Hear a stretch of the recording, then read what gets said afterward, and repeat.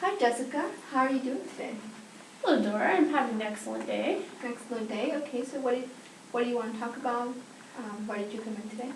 Well, I've been having this customer. I work at Savers, Mm-hmm. and she keeps coming in like 5 minutes until we close. We close at 9 o'clock, and she'll go and get this whole basket of stuff just like piled up, almost taller than me. And she'll go to the dressing room, and she's like grabbing it really quickly because it's almost closing time. And then she'll just be in the dressing room trying on all those clothes, and it's 9 o'clock, and I make the announcement that we're closed. And I always go try to politely tell her that I need her to come out of the dressing room and buy anything she wants to buy. And she just stalls, and it'll end up being like 9:15 or 9:20 before she even comes out. And we're supposed to leave at 9:30. So it's like this huge problem trying to get her to realize she needs to come in sooner.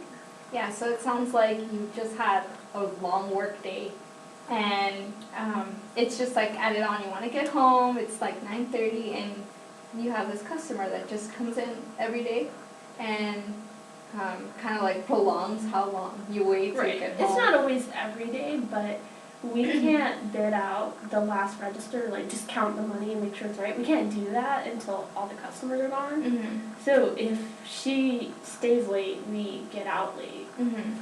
And it just creates all these problems in our system, and it's annoying and it's frustrating. It's really hard to be polite to her. Mm-hmm. Yeah, so it sounds like you almost have to like wait and see if like at the last 5 minutes you can't get a certain task done, like bid out the cash register, because you have to wait for the last customers. But this just kind of like adds frustration to your job. Right. You said. It is frustrating. Mm-hmm. And she's so not aware of how she's impacting the people around her, Mm-hmm. because she'll always say, just go check out the other customers, and she'll be like, the only customer. I'm like, ma'am, you're the last one in the store. Mm-hmm. Really need you to leave. Mm-hmm. And have you, how long has this been going on?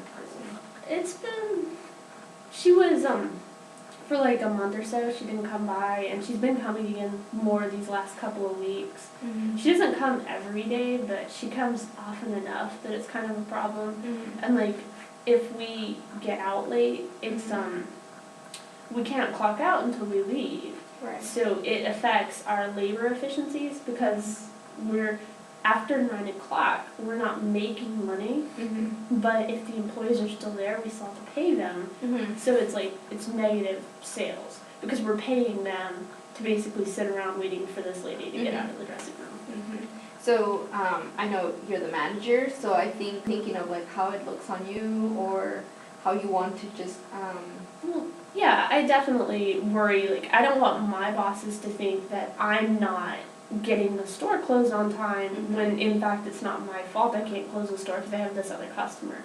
Because there are like really strict time standards. It has to be, like, we have to be out the door at 9:30.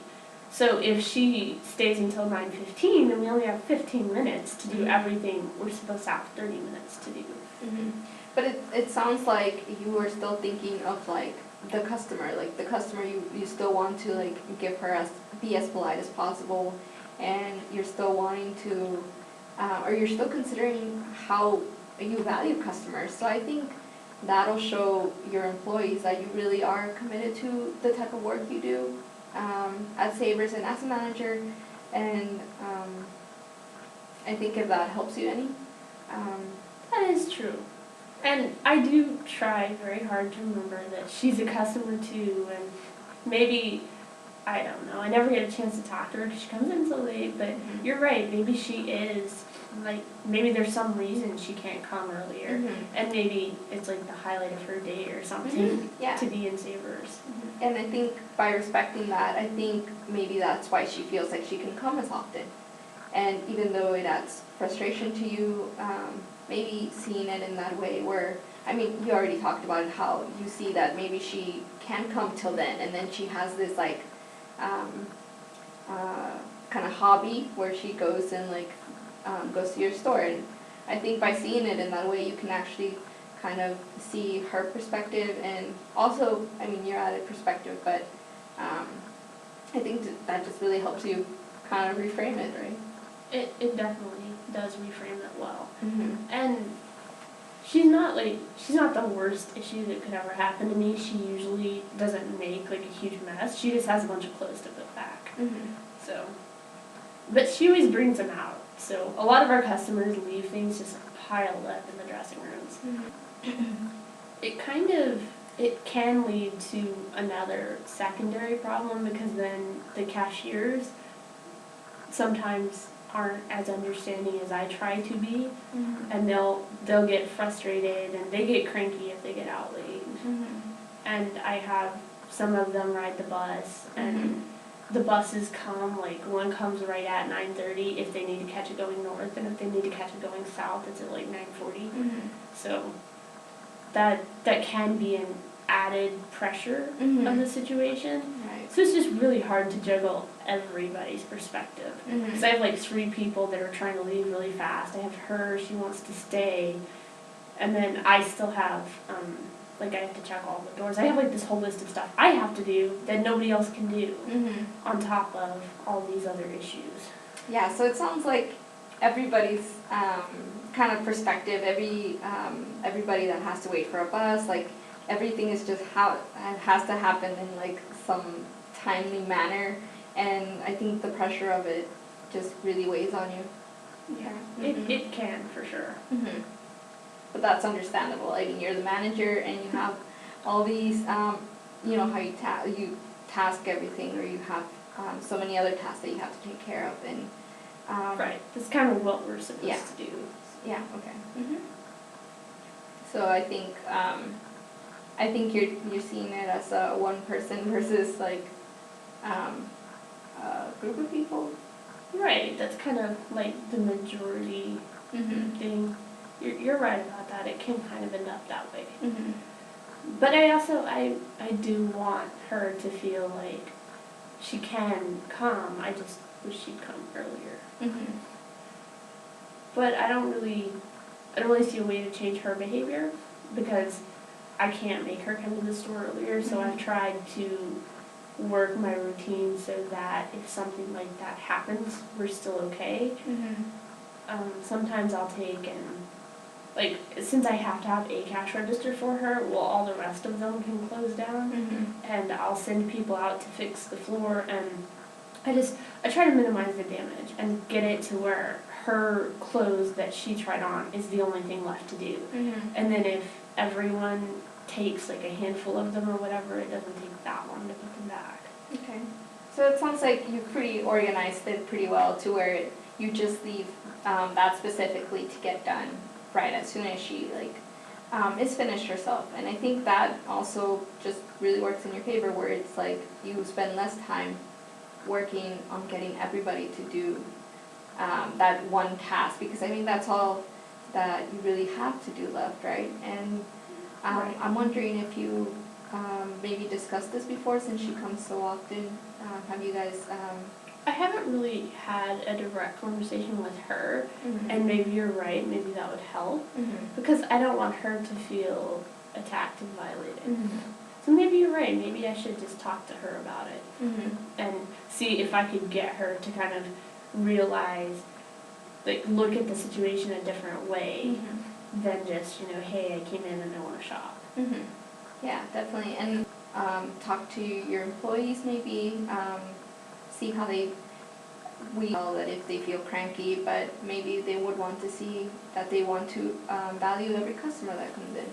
And also to kind of just ease your burden a little bit, to where everybody is efficient, or everybody knows that they're going to have to stay a little bit late, but maybe we'll be okay with it if they try to understand that maybe she can come at an earlier time. They're definitely a valuable resource. I'm grateful for my employees every day. I always say, I'm like, I don't do anything. I just stand around all day and they do all the work. Do you feel like, have you had any other experiences where maybe you didn't have this, where that's where you get your sense of value for your employees that you haven't had before? I used to work in a restaurant, and they were super hardcore about being fast. Mm-hmm. And like they were really strict about all of their rules, Mm-hmm. and it was and sometimes there was definitely the sense among the employees, which at that time I was an employee, so Mm-hmm. I was kind of more in tune with how they felt, that they were being taken advantage of. Mm-hmm. And I know we at one point, because it's a restaurant, you have to prep food, Mm-hmm. we would be making the prep for a nighttime employee who is new, and I worked with a guy named Blaine, and we worked together like almost all the time. Every weekend we opened together Mhm. because 2 people were needed for that position, and we both had the same position. So we would be doing all of our prep, Mhm. and we would do hers too. And then we would come in the next morning, and the only reason our prep was done was because we did it, because she Mhm. never got to it. Okay. So we would leave her, like, just set up, so her shift would be so easy, and we had to work really, really hard to get all this stuff done. And I know that it was set up so that, like, after 30 days, you get an evaluation and a raise, Mm-hmm. and they kept not doing my evaluation. So I was, like, 2 months overdue for my raise or something insane like that. Mm-hmm. And her 30-day mark came up, and they gave her her raise. And I remember I was so mad. Mm-hmm. So I was like, I'm doing her prep for her, and you just give her her raise, and you haven't given me mine. Yeah, so it felt like you weren't valued for your extra effort, and you weren't given a raise when you like set up this manager Right. position to where it was like easier. She was kind of, like, she was an inferior employee to me. Not that she was an inferior person, Mm-hmm. but she couldn't get as much done as I could in the same amount of time. Right. And they were valuing her higher by paying her more. Right. So it was very frustrating. So Okay. I try to make sure my employees don't feel like that. Mm-hmm. So it sounds like you want to just equalize how you see your employees and actually value extra effort or extra input or. Right. Yeah. I think we can get more done if we're a team and we don't have that huge gulf of power distance between us. Right. I feel like I don't see why they have to feel like I'm this inhuman person to be able to do what I said and work for me. Mm-hmm. Because I realize that the only difference between me and them is a promotion. Mm-hmm. They're not any less of a person just because they're, team members instead of managers. Alright, so it sounds like you pretty much want to equalize that power structure to where you want them to come to you if they have concerns, but also as just like human being, like you're just Right. there to do that job, and you guys are there just to collaborate together, and I think you really are showing them like team effort and just like one part comes together as a whole, and that's how you're being more efficient of a team. Right. As long as we're all on the same page. Mm-hmm. And I picked a page. So it sounds like you, if you have that power dynamic going where it's like actually no power dynamic to where you don't really.